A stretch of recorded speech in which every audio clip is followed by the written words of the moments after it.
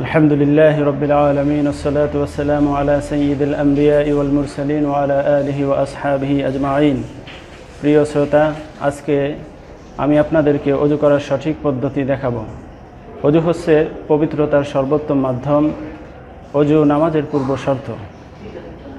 আল্লাহ সুবহানাহু ওয়া তাআলা কোরআন কারীমে সূরা মাইদায় বলেছেন, ইযা কুমতুম ইলাস সালাত ফাগসিলু ওয়ুজুহাকুম ওয়া আইদিয়াকুম ইলাল মারাফিক ওয়ামসাহু বিরুউসিকুম ওয়া আরজুলাকুম ইলাল কাবাইন। আল্লাহ তাআলা বলেছেন, যখন তোমরা নামাজের জন্য দাঁড়াবে, নামাজের পূর্বে তোমরা তোমাদের মুখমণ্ডল ধৌত করবে, তোমাদের হাত কনুই পর্যন্ত ধৌত করবে, তোমাদের মাথা মাসাহ করবে এবং তোমাদের পা টাকনু পর্যন্ত ধৌত করবে। তো বন্ধুরা, নবী করিম সাল্লাল্লাহু আলাইহি ওয়াসাল্লাম ওযু সম্পর্কে বুখারী শরীফে বর্ণনা করেছেন। আল্লাহর নবী সাল্লাল্লাহু আলাইহি ওয়াসাল্লাম বলেছেন, ইন্না উম্মতি ইয়াদউনা ইয়াওমাল কিয়ামা গুররাম মুহাজ্জিলিনা মিন আসারিল ওযুই।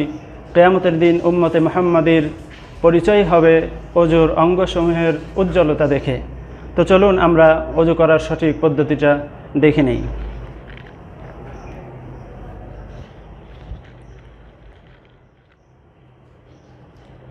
ওযু করার পূর্বে ওযুর প্রত্যেকটা অঙ্গসমূহ 3 বার ধৌত করা। একবার ধৌত করা বলতে একবার পানি নেওয়াকে বোঝাবে না। একবার ধৌত করাকে বলতে পানিটা অঙ্গের সমস্ত স্থানে পৌঁছানোটাকেই বোঝাবে। চলুন আমরা দেখে নিই। পানির অপচয় যেন না হয় সেদিকেও খেয়াল রাখতে হবে। ট্যাপটা আস্তে ছাড়তে হবে। যদি ট্যাপে ওযু করেন সেটা করতে পারেন, অথবা কোনো পাত্রে ওযু করেন সেটাও করতে পারেন। তো আমরা শুরু করি ওযু। সর্বপ্রথম ডান হাত দিয়ে পানি নিয়ে ডান হাতের কবজি পর্যন্ত 3 বার ধৌত করতে হবে। এরপরে ডান হাতে পানি নিয়ে বাম হাতের কবজি পর্যন্ত 3 বার ধৌত করতে হবে। এরপরে কুলি করা। কুলি করার পূর্বে মিসওয়াক করা সুন্নাত। ওযুর শুরুতেও মিসওয়াক করা যায়, আবার কুলি করার পূর্বেও করা যায়।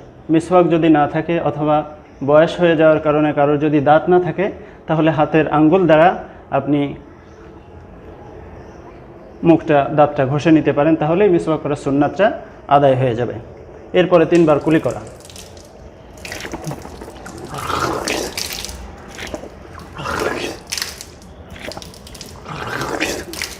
গড়গড়ার সহিত 3 বার কুলি করা।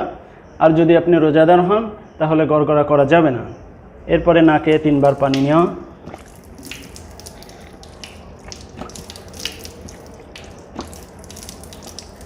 নাকে পানি নেওয়ার সময় খেয়াল করতে হবে কনিষ্ঠ আঙ্গুল নাকের ভিতরে প্রবেশ করানো এবং নাকের নরম স্থান পর্যন্ত পানি পৌঁছিয়ে দেয়া। যদি আপনি রোজাদার হন তাহলে নরম স্থান পর্যন্ত পানি পৌঁছানো যাবে না, কারণ রোজার ক্ষতি হতে পারে। এরপরে 3 বার মুখমণ্ডল ধৌত করা। মাথার চুল থেকে থুতনি পর্যন্ত এবং এক কানের লতি থেকে আরেক কানের লতি পর্যন্ত 3 বার ধৌত করা।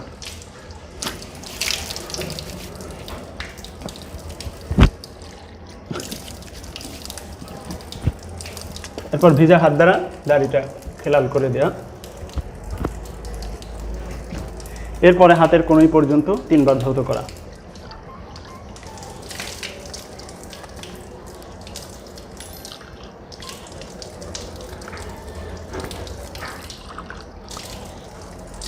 ডান হাতের কনুই পর্যন্ত 3 বার ধৌত করলাম। এরপরে বাম হাতের কনুই পর্যন্ত সুন্দরভাবে 3 বার ধৌত করা।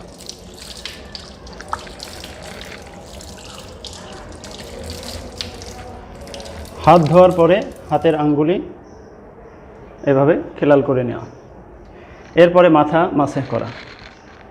মাথা মাসাহ করার সময় কনিষ্ঠ আঙ্গুল, অনামিকা আঙ্গুল এবং মধ্যমা আঙ্গুল দিয়ে মাথার মাঝখান থেকে সামনের দিক থেকে এভাবে পিছনের দিকে নিয়ে যাওয়া। এরপরে হাতের তালু দেওয়া। 2 হাতের তালু দিয়ে মাথার 2 পাশ থেকে পিছন থেকে আবার সামনের দিকে এভাবে নিয়ে আসা। এরপরে বৃদ্ধাঙ্গুলের এই ভাগ দিয়ে কানটা মাসাহ করা। কনিষ্ঠ আঙ্গুলটা কানের ভিতরে প্রবেশ করানো এবং তর্জনী আঙ্গুল দিয়ে কানের পাতার উপরিভাগটা মাসাহ করে দেওয়া। এরপরে 3টা আঙ্গুলের উপরিভাগ দিয়ে গর্দানটা মাসাহ করে দেওয়া। গলা যেন মাসেহ না হয় খেয়াল রাখতে হবে, শুধু গর্দানের উপরিভাগটা মাসেহ করে দেওয়া। এরপরে পা, ডান হাত দ্বারা যদি আপনি পাত্র দিয়ে পা ধৌত করেন তাহলে ডান হাত দিয়ে পায়ের উপরে পানি ঢালতে হবে এবং বাম হাত দিয়ে পাটা সামনের দিক থেকে পিছনের দিকে সুন্দরভাবে মাসেহ করা এবং পায়ের তলাটা ধৌত করে দেওয়া। ঠিক আছে, এরপরে বাম হাতের পাটা টাকনু পর্যন্ত ধৌত করা 3 বার, সুন্দরভাবে 3 বার ধৌত করা। এরপরে আঙ্গুলগুলি অনেক সময় ভিতরে পানি যদি না যায় খেয়াল রাখতে হবে, একটু খেয়াল করে দেওয়া। অজু শেষে তিরমিজি শরীফে এসেছে নবী করিম সাল্লাল্লাহু আলাইহি ওয়াসাল্লাম বলেছেন যে অজুর শেষে যেই ব্যক্তি পরিপূর্ণভাবে অজু করে এই দোয়া পাঠ করবে, আশহাদু আল্লা ইলাহা ইল্লাল্লাহু ওয়াহদাহু লা শারীকা লাহু ওয়া আন্না মুহাম্মাদান আবদুহু ওয়া রাসূলুহু, এই দোয়া পাঠ করবে, কিয়ামতের দিন আল্লাহ তাআলা তার জন্য জান্নাতের 8টি দরজা খোলা রাখবেন, সে যেই দরজা দিয়ে ইচ্ছা জান্নাতে প্রবেশ করতে পারবে। এই হলো অজু করার সঠিক নিয়ম পদ্ধতি আপনাদেরকে দেখালাম। আর আরেকটি জিনিস খেয়াল রাখতে হবে যে অজু করার সময় অজুর সামান্য কোনো জায়গা যদি আপনার না ভেজে শুষ্ক থাকে তাহলে কিন্তু আপনার অজু হবে না, এই জন্য সুন্দরভাবে আমাদেরকে অজু করতে হবে।